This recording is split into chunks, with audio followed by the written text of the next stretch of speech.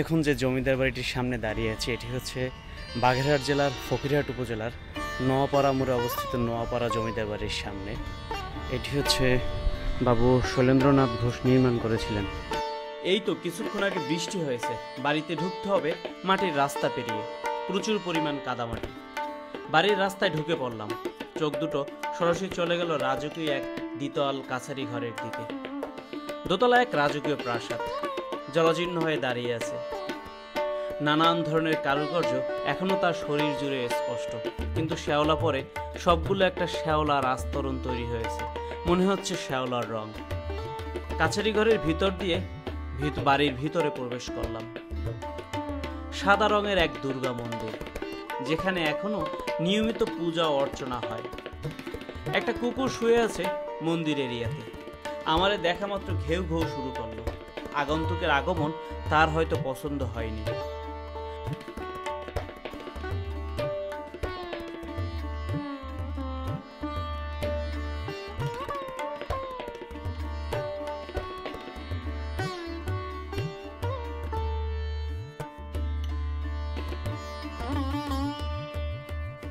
মন্দিরের পাশ দিয়ে হেঁটে ভেতরে গেলাম। সেখানে আরেকটি দ্বিতল ভবন। এই বাড়ির যে জমিদার ছিল সে বসবাস করত।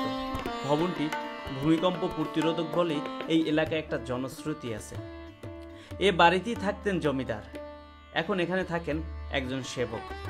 পাশেই রয়েছে 5 বিঘা জমির উপর বিশাল এক পুকুর।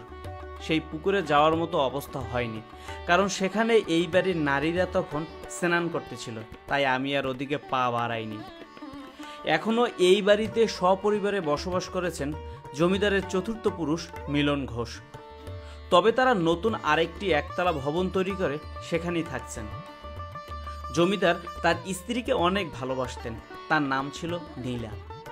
ভালোবাসার নিদর্শন হিসেবে স্ত্রী নীলার জন্য বাংলা 1348 সালে এখানে একটি পুকুর কাটেন এবং নাম দেন নীল সরোবর। জমিদারের নাম ছিল শৈলেন্দ্রনাথ ঘোষ। দেশ যখন পার্টিশন হয় তখন তিনি ভারতে পাড়ি জমান এবং যাওয়ার আগে উক্ত সম্পত্তি লক্ষ্মীনারায়ণ দেবতার নামে দেবোত্তর করে যান। তিনি বাগেরহাটের ফকিরহাট, মোল্লাহাট, রামপাল, মংলা, ডুমুরিয়া, কয়রা, ভাটিয়াঘাট অঞ্চলগুলোর জমিদার ছিলেন।